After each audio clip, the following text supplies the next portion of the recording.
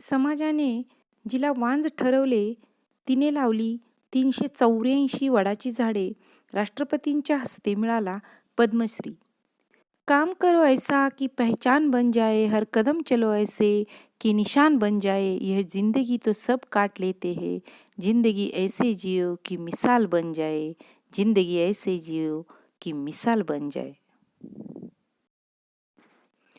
कर्नाटकच्या सालुमर्दा थिमक्का या 107 वर्षाच्या आजीला पर्यावरण संबंधी कार्यासाठी यंदाचा पद्मश्री पुरस्कार प्रदान करण्यात आला आहे.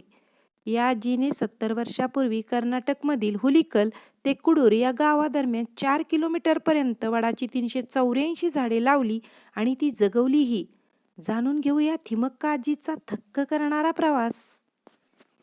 थिमक्का आणि चिक्कन्ना हे कर्नाटकच्या रामनगर जिल्ह्यातील हुलिकल येथील दाम्पत्य. लग्नानंतर बरीच वर्ष झाली तरी मूलबाळ होत नाही म्हणून लोकांच्या हेटाळणीचा विषय झाले होते. या निराशेपोटी थिमक्का यांनी आत्महत्येचा प्रयत्न केला, पण चिक्कन्नाने त्यांना सावरली. त्यावेळी हुलिकल ते कुडूर राष्ट्रीय महामार्गाचे काम सुरू होते. आपल्याला मूलबाळ होत नाही तर आपण मजुरी करत करत या रस्त्याच्या कडेला झाडं लावू, त्यांना मुलाबाळांसारखे सांभाळू, हा विचार त्यांच्या मनात आला आणि सुरू झाला थिमक्का आजीचा प्रवास. दरवर्षी हे जोडपं 15 ते 20 वडाची झाडे लावू लागलं. चिक्कन्ना झाडांना आळे करायचे तर थिमक्का झाडांचे संगोपन करायचे काम करू लागल्या. पोटच्या मुलांप्रमाणे त्यांनी या झाडाची काळजी घेतली. दरवर्षी झाडे लावत लावत त्यांनी 4 किलोमीटर अंतरापर्यंत झाडे लावली. राष्ट्रीय महामार्गावरील हुलिकल आणि कुडूर या गावाच्या दरम्यान 4 किलोमीटर लांब रस्त्याच्या दुतर्फा एक एक करत अशी 384 वडाची झाडं त्यांनी लावली.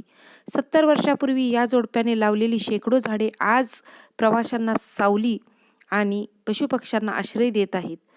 आता त्यांना सालुमर्दा थिमक्का, सालुमर्दा म्हणजे झाडांची रांग, असे नाव पडले आहे. 1990 मध्ये चिक्कन्ना मरण पावले.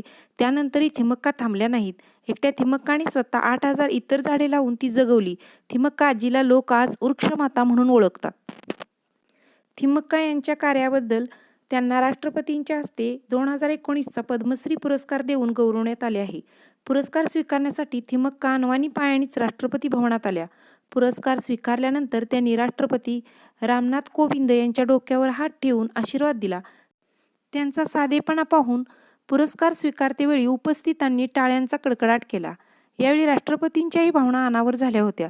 देशातील सर्वात श्रेष्ठ आणि योग्य प्रतिभाशाली व्यक्तींना पद्म पुरस्काराने सन्मानित करणे आनंददायी असते, परंतु पर्यावरण सुरक्षेसाठी मोठे काम करणाऱ्या कर्नाटकच्या 107 वर्षाच्या आजी सालुमर्दा थिमक्का यांनी माझ्या डोक्यावर आशीर्वादाचा हात ठेवला तेव्हा माझे हृदय भावनांनी भरून आले होते, अशी प्रतिक्रिया राष्ट्रपती रामनाथ कोविंद यांनी दिली.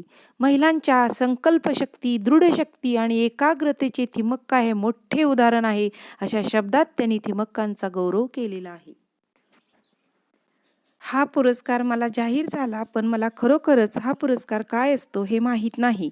आम्ही लावलेली झाडे आमच्या मुलांसारखी असून मी त्यांची मुलांप्रमाणे काळजी घेते, अशी प्रतिक्रिया यावेळी थिमक्का यांनी व्यक्त केली. थिमक्का यांच्या कामाबद्दल 1995 मध्ये राष्ट्रीय नागरी पुरस्कार, 1997 मध्ये इंदिरा गांधी प्रियदर्शनी वृक्षमित्र पुरस्कार तसेच वीरचक्र प्रोत्साहन पुरस्कार मिळाला आहे. 2000 मध्ये कर्नाटक कल्पवल्ली पुरस्कार, 2006 मध्ये गॉडफ्रे फिलिप्स साहस पुरस्काराने त्यांना गौरविण्यात आले आहे. आर्ट ऑफ लिव्हिंगकडून त्यांना विशालाक्षी पुरस्कार दिला आहे. बीबीसीने 100 प्रभावशाली महिलांमध्ये थिमक्कांचा समावेश करून त्यांना गौरविले होते. समाजाने वांजोटी ठरवलेल्या थिमक्कांनी वृक्षांच्या रूपात आज शेकडो मुले जन्माला घातली आहेत आणि तीच मुले पुढची शेकडो वर्षे समाजाला थिमक्कांची कीर्ती सांगत उभी असणार आहेत. 107 वर्षाच्या थिमक्का या आजही दारिद्र्यरेषेखालील महिन्याला 500 रुपये सरकारी पेन्शनवर चरितार्थ चालवत आहेत. एवढे असून गरिबांसाठी हॉस्पिटल काढण्याचे त्यांचे स्वप्न आहे. सध्या थिमक्का बेल्लूर तालुक्यातील बेल्लूर गावात आपला दत्तक पुत्र उमेश यांच्याकडे राहतात. थिमक्का यांचा वारसा चालविण्यासाठी उमेशही दररोज एक झाड लावतात. थिमक्कांचा मुलगा उमेश याने बीबीसीला दिलेल्या माहितीनुसार एकदा हुलिकल गावाजवळून कर्नाटकातील एका खासदाराचा ताफा जात होता. गाडीमध्ये अचानक अस्वस्थ वाटू लागल्याने त्यांनी संपूर्ण ताफा थांबवला आणि ते खाली उतरले. खाली उतरल्यानंतर ते खासदार रस्त्याच्या कडेला असणाऱ्या वडाच्या झाडाखाली सावलीत काही क्षणासाठी निवांत बसले. मोकळ्या हवेमुळे आणि सावलीमुळे त्यांना थोड्याच वेळात बरं वाटू लागलं. थोडं बरं वाटू लागल्यानंतर रस्त्याच्या बाजूला अशी वडाची झाडं एका रांगेत कोणी लावली असा प्रश्न त्यांना पडला. या संदर्भात त्यांनी विचारपूस केली असता स्थानिकांनी त्यांना थिमक्कांचं नाव सांगितलं. लगेचच खासदार साहेब आपल्या लव्याजम्यासहित थिमक्कांच्या घरी त्यांचे आभार मानण्यासाठी पोहोचले. निघताना थिमक्कांनी खासदारांना जेवण करून खायला घातल्याचंही उमेश यांनी सांगितलं. या खासदारांनी त्यांना आलेला हा अनुभव एका कार्यक्रमात सांगितला. तेव्हापासून थिमक्कांच्या कार्याची माहिती जगभरात पसरली.